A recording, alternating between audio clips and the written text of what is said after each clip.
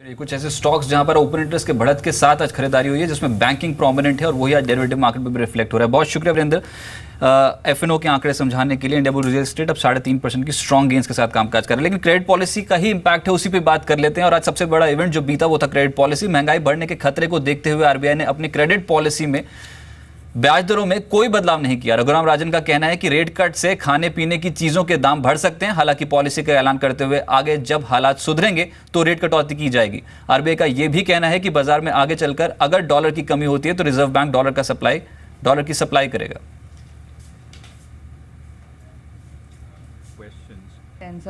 First, on the maturing FCNR-B deposits, our sense is that the leveraged portion of those deposits, people have borrowed to invest in FCNR-B deposits, that leveraged portion will not be renewed.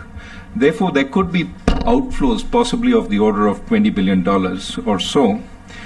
Now, we have covered these outflows in the forward markets, and before the maturation of the deposits, we will take some advanced deliveries in the lead up to the maturity. Now, some counterparties that we have contracts with are apprehensive that they may not be able to deliver easily on the dollars we are owed, and hence there may be some episodes of dollar shortage in the market going forward. This is something we will monitor. We may supply dollars in case of extreme volatility, but no one should take this for granted. But for sure, we have plenty of dollars that we can supply if necessary. और जो दूसरी अहम बात इस policy में थी वो था रघुराम राजन का कार्यकाल। रघुराम राजन को खुद पता था कि ये सवाल उनसे पूछा जाएगा। बहुत इंटरेस्टिंग तरीके से उन्होंने इसका जवाब दिया। दूसरे टर्म के सवाल पर आरबीआई गवर्नर रघुराम राजन ने क्या कहा, ये सुन लेते हैं। You know, I have a prepared statement on that. As far as the question of my continuing in this position after September 4th goes, it would be cruel of me to spoil the fun the press is having with all its speculation. I am personally intrigued by all the letters I'm supposed to have written. Seriously, in all such cases, a decision is reached after discussion between the government and the incumbent. I'm sure you will know when there is news. I cannot do better than point you to the statements of the Finance Minister and the Prime Minister on this. That's all I have to say. चलिए, media पे जो अटकलें लग रही हैं उस पर कुछ भी कहना मेरे लिए मुश्किल है। आरबीआई गवर्नर ने कहा, लेकिन सरकार इस पे जो भी फैसला लेगी और जब भी न्यूज़ आएगी वो पता चल जाएगी।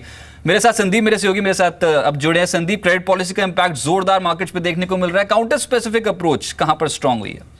यार देखिए, दरों में कोई बदलाव नहीं होगा ऐसा बाजार एंटिसिपेट करके चल भी रहा था, लेकिन आरबीआई की कमेंट्री और रघुराम राजन ने क्या कमेंट्स दिए उसके ऊपर बाजार जरूर फोकस करने वाला था। और जैसा कि कमेंट्स निकल के सामने आए, काफी सारे ऐसे सेक्टर्स, ऐसे स्टॉक्स हैं उसके ऊपर इंपैक्ट हमने उसके बाद आते हुए देखा। सबसे पहले तो बैंकिंग एज अ पैक पे अब नजर आ रही है।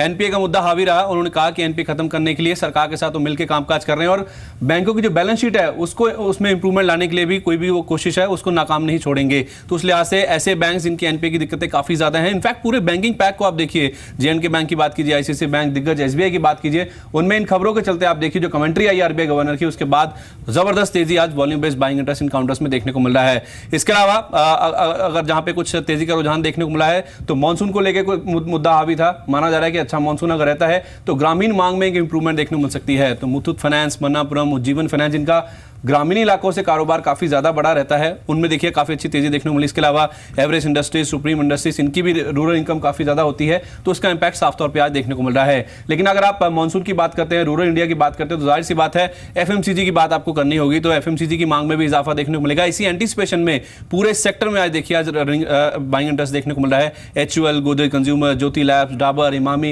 इन सभी काउंटर्स में देखिए अच्छे वॉल्यूम्स के साथ आज बाइंग इंटरेस्ट देखने को मिल रहा है। एक और मुद्दा जो कि हावी रहा इस पॉलिसी में वो था ब्रेक्जिट का, यानी कि अगर ब्रिटेन एग्जिट होता है यूरोजोन से, जाहिर सी बात है दुनिया भर की जो करेंसीज है उनमें वॉलिटिलिटी देखने को मिल सकती है। और अगर डॉलर मजबूत होता है, रुपए में कमजोरी आती है, तो इसका इंपैक्ट इंडियन आईटी कंपनीज में देखने को मिलेगा।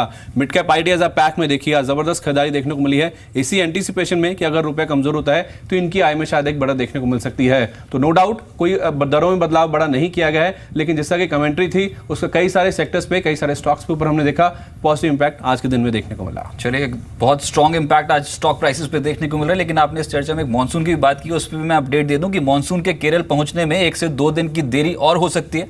मानसून विभाग के मुताबिक मानसून 9 जून तक केरल पहुंचने की संभावना है। पहले मौसम विभाग ने मानसून 7 जून को केरल पहुंचने का अनुमान जताया था।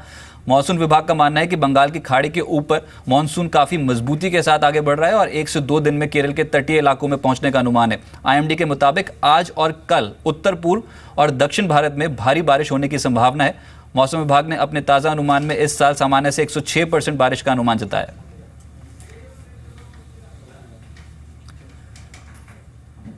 लेकिन मानसून खराब हो रहा है दिल्ली का, क्योंकि दिल्ली पर पार कट का खतरा मंडरा रहा है, क्योंकि बीएसईएस के पेमेंट प्लान पर एनटीपीसी को आपत्तियां हैं। इस खबर पर ज्यादा जानकारी से जुड़े हैं मेरे साथ प्रकाश प्रियदर्शी। प्रकाश, बीएसईएस ने क्या पेमेंट प्लान सौंपा है और इसमें एनटीपीसी को क्या आपत्तियां हैं? देखिए, बीएसईएस के ऊपर जो 1300 करोड़ रुपए का जो बकाया है एनटीपीसी का, उसकी रेगुलेशन नोटिस एनटीपीसी ने जारी किया था। उसके बाद बीएसईएस ने एक एक्शन प्लान सौंपा है जिसमें उन्होंने पेमेंट की अदायगी का जो एक पूरा का पूरा प्रारूप तय किया है।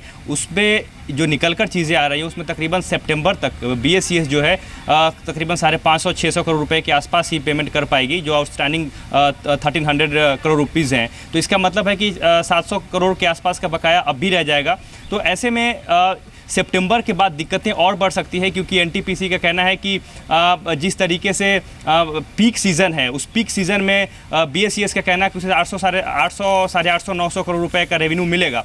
तो एनटीपीसी का कंसर्न ये है कि जब पीक सीज़न में इतना रेवेन्यू मिलने के बाद भी आप पूरा पेमेंट नहीं कर पाएंगे तो बाद में फिर आप कैसे कर पाएंगे, एक मेजर कंसर्न है। इसके अलावा एक्शन प्लान में जो बीएसईएस ने मांग की है कि उसे 2 महीने का वक्त दिया जाए, 2 महीने के साइकिल में वो पेमेंट करना चाहता है। लेकिन जो पीपीए का कॉन्ट्रैक्ट है उसके हिसाब से, कॉन्ट्रैक्ट के शर्तों के हिसाब से 1 कैलेंडर मंथ में इसको पेमेंट करना है, जिसको कि एनटीपीसी ने बीएसईएस की मांग को खारिज कर दिया है। तो एक चीज़ ये निकल कर सामने आ रही है। दूसरी ये निकल कर आ रही है कि जिस तरीके से पिछले आप देखिए 3 सालों के दौरान लगातार तकरीबन 4 बार रेगुलेशन नोटिस भेजा गया है बीएसईएस को एनटीपीसी की तरफ से पेमेंट बकाये को लेकर। तो एनटीपीसी के सूत्रों के हवाले से जो हमें खबर मिल रही है कि तकरीबन पिछले 1.5-2 साल में जो उसका क्रेडिट लाइन है वो लगातार ख़राब होता जा रहा है और जो पेमेंट का जो ड्यूरेशन है उसमें लगातार बढ़ोतरी होती जा रही है। जून 2015 के बाद से जनवरी 2015 के बाद से बीएसईएस ने पेमेंट करना बंद कर दिया था, जिसके बाद से रेगुलेशन नोटिस भेजा गया। तो कहीं ना कहीं एनटीपीसी को इस बात का डर सता रहा है कि जो बकाया अमाउंट है वो कैसे मिलेगा सितंबर के बाद।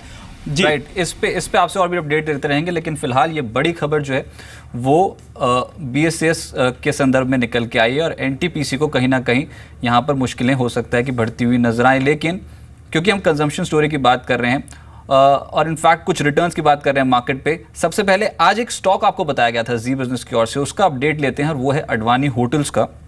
इनफैक्ट जोरदार तेजी में ये पर्टिकुलर स्टॉक आता हुआ नजर आया। मेरे सहयोगी सुमित ने यह स्टॉक बताया था और वही मेरे साथ इस समय जुड़े हुए हैं। सुमित, सुपर शेयर था आज का, 9:30 बजे आपने दिया था, लेकिन ऐसे कौन से ट्रिगर्स थे जिसके आधार पर 20% का अपर सर्किट और कितना पोटेंशियल आप समझते हैं स्टॉक प्राइस पे देखने को मिल सकता है गोइंग फॉरवर्ड? शुक्रिया रजत। देखिए, ये शेयर जब बताया गया था तब एक अच्छी वैल्यू पर था, रादर अभी भी अच्छी वैल्यू पर ही है। 15 के मल्टीपल पर शेयर कामकाज कर रहा है, 3.5 रुपये की ईपीएस है।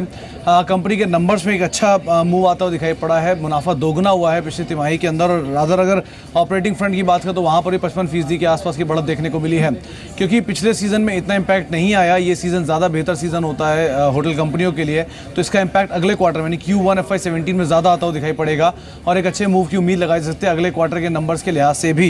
ये एक और अहम वजह है।